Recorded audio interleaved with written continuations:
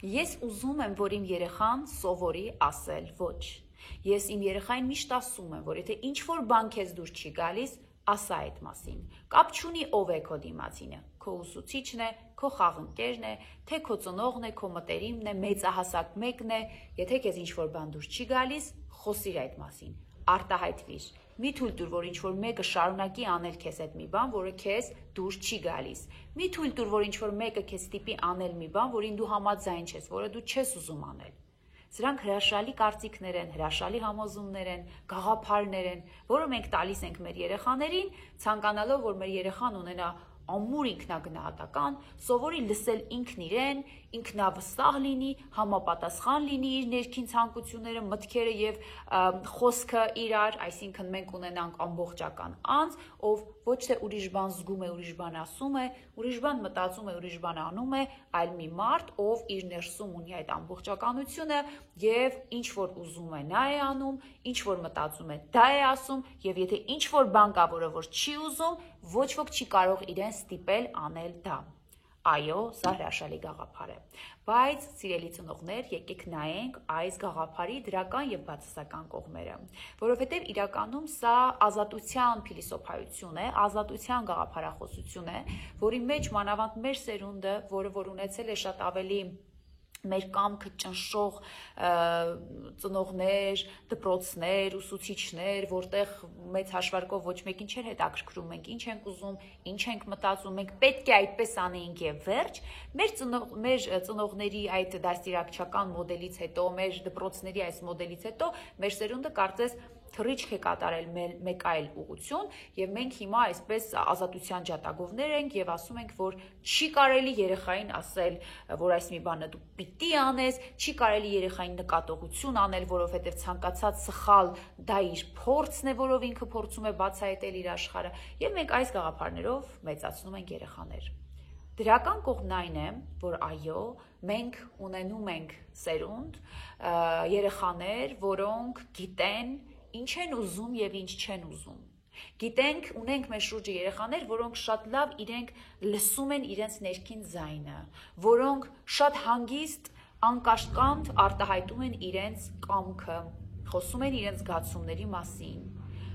Ունենք երեխաներ, որոնք կարող են հեշտությամբ ասել այո կամ ոչ։ Բայց ո՞րն է այս երևույթի բացասական կողմը։ Այս ամենի բացասական կողմը ռիսկը այն է, որ մեր երեխաները հետագայում, հայտնվելով սոցիալական միջավայրում, հանդիպելով սահմաններին, բախվելով սահմաններին, ունենում են դժվարություններ։ Հենց մեր ծնողների կողմից ուղղված, տրված այդ գաղափարների արդյունքում մեր երեխաները ունենում են դժվարություններ։ Առաջին բախումը սահմանների հետ երեխայի կյանքում դա լինում է մանկապարտեզը։ Մենք գիտենք, որ եւ մանկապարտեզը եւ դպրոցը դա մի համակարգ է, որտեղ կան հստակ կանոններ, հստակ սահմաններ, սոցիալական դերեր, եւ երբ որ մենք մեր երեխային այդպես ենք, այդ գաղափարախոսությամբ ենք մեծացրել, որ դու մի արա այն ինչ չես ուզում, մի թույլ տուր, որ մեկը քեզ ասի դու ինչ պիտի անես, սովորիր ասել ոչ, սովորիր հայտնել քո կարծիքը, հայտնել քո կամքը, այստեղ երեխան, երբ որ տեսնում է, որ ինչ-որ բաներ իր սրտով չեն լինում եւ նա պետք է ենթարկվի որոշակի սահմանների եւ կանոնների, ինչպես արդեն ասացի, եւ մանկապարտեզը եւ դպրոցը մի համակարգ է, որտեղ կան հստակ սահմաններ, կանոններ, սոցիալական դերեր, երեխան այս սահմաններին բախվելով երբեմն կարող է շատ ագրեսիվ լինել, անկառավարելի, հուզական մեծ պոռթկումներ, լուրջ պոռթկումներ ունենալ, որովհետև նա փաստորեն տեսնում է, որ այստեղ իր ուզածը չի կատարվում, այստեղ ամեն բան իր ուզածով չի լինում, եւ քանի որ այդ ազատության գաղափարախոսության մեջ կա այսպիսի մոտեցում, որ ուսուցիչը կամ ծնողը կամ մեծահասակը դա ղեկավար մեկը չէ, վերակացում մեկը չէ, այլ պարզապես քո ընկերն է, պարզապես քո ուղեկցողն է։ Այստեղ երեխան առաջին բախումը կարող է ունենալ մանկավարժի հետ, ուսուցչի հետ, հետո հաջորդ բախումը նա կարող է ունենալ արդեն խմբի հետ, իր ընկերների հետ, որովհետև այս գաղափարախոսությամբ մեծացած երեխան բնականաբար ինքը չունենալով ներքին սահմաններ չի կարողանում ձևավորել նաև արտաքին սահմաններ, չի ճանաչում նաև արտաքին սահմաններ սահմանները կամ հակառակը չձևավորելով, չճանաչելով արտաքին սահմանները դժվարանում է ձևավորել նաև ներքին սահմաններ եւ սովորաբար այս երեխաները չեն կարողանում տեսնել, թե որտեղ է ավարտվում իրենց սահմանը եւ սկսում արդեն իրենց ընկերոջինը, իրենք չեն կարողանում հարգալից լինել անգամ իրենց ընկերոջ նկատմամբ, մանկավարժի նկատմամբ, որովհետեւ իրենք չեն կարողանում ճանաչել դիմացինի սահմանները Եվ այստեղ այս ամբողջը կարող է ավարտվել հիասթափությամբ, մեկուսացմամբ, երեխան ուղղակի թե դպրոցում, թե մանկապարտեզում կարող է ուղղակի ընդգծվել որպես կոնֆլիկտային անձ, ով չի համագործակցում, ով ընդդիմանում է թիմային աշխատանքին, ընդդիմանում է ուսուցչին, ընդդիմանում է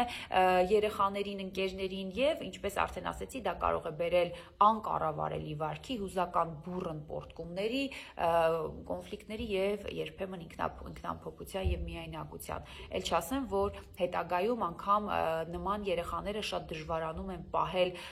օրենսդրական կանոնները, հանրային որոշակի կանոնները եւ այս երեխաները շատ ավելի հեշտ կարող են արդեն հետագայում բնականաբար խախտել օրենսդրական կանոնները եւ, չգիտեմ, հայտնվել բանտում, ձերբակալվել, որտեղ իրենց համար դժվար է կանոններ պահել, իրենց համար դժվար է լսել ոչ, իրենց համար շատ դժվար է, երբ որ ինչ-որ բաներ իրենց պատկերացրածով, իրենց ուզածով տեղի չի ունենում։ Եվ սիրելի ծնողներ, երբ որ մենք մեր երեխաներին տալիս ենք այս գաղափարախոսությունը, որ թույլ մի տուր, որ ինչ-որ մեկը որոշի, թե դու ինչ պետք է անես, սովորիր ասել ոչ, երբ որ ինչ-որ բան քո սրտով չէ, երբ որ ինչ-որ բան դու չես ցանկանում, թույլ մի տուր, որ ինչ-որ մեկը քո տեղ ընտրություն կատարի եւ այլն, մենք պետք է իսկապես ամբողջական պատկերացնենք այն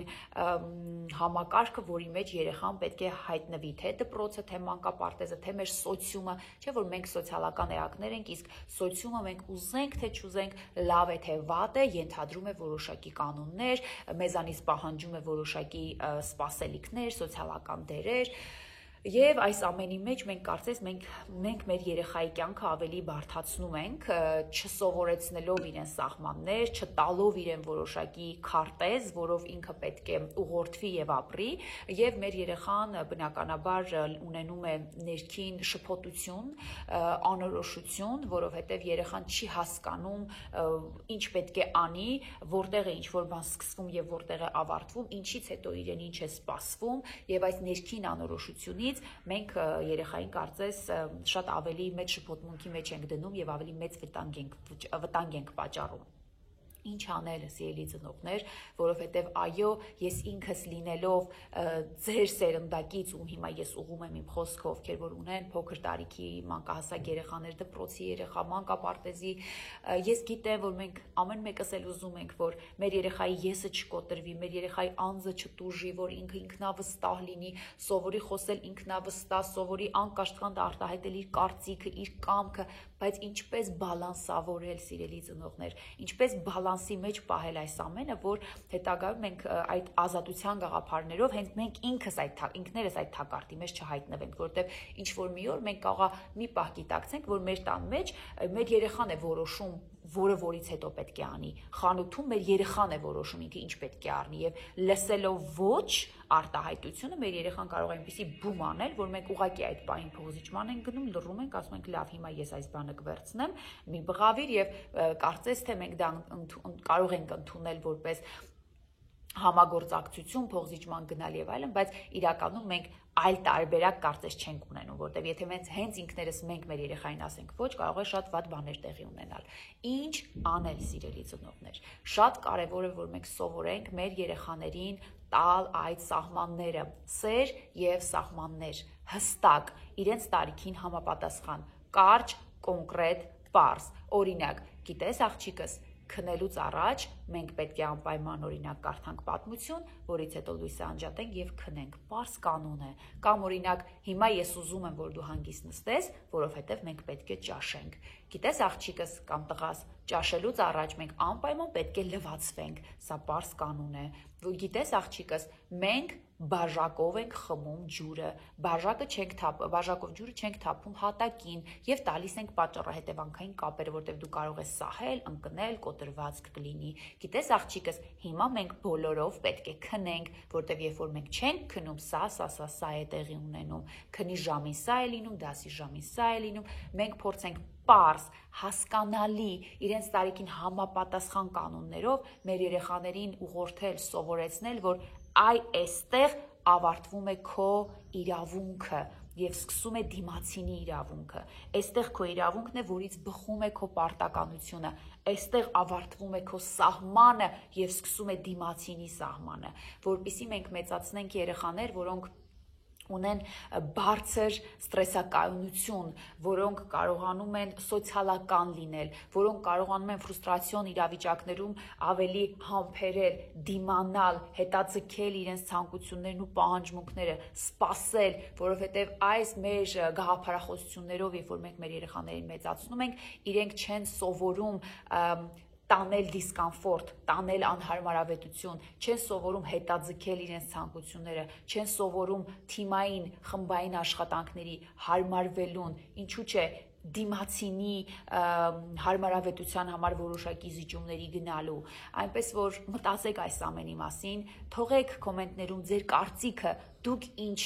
տեսանկյուն ունեք, դուք ինչ փիլիսոփայության կրող եք, դուք ինչ մտահոգություններ եք տեսնում այդ գաղափարախոսության մեջ, այս ամբողջի մեջ ինչ ռիսկեր կան, կամ ինչով դուք համաձայն չեք ինձ հետ, որ մենք կարող ենք միասին քննարկել, կապ հաստատեք մեզ հետ և մենք այս ամենը անում ենք մեր երեխաների համար, որ մենք մեր ծնողավարմամբ իրենց չվնասենք, հակառակը, իրենց տանք ռեսուրսներ շատ ավելի որակյալ և բարեկեցիկ կյանքի և մասնավոր հարաբերությունների համար։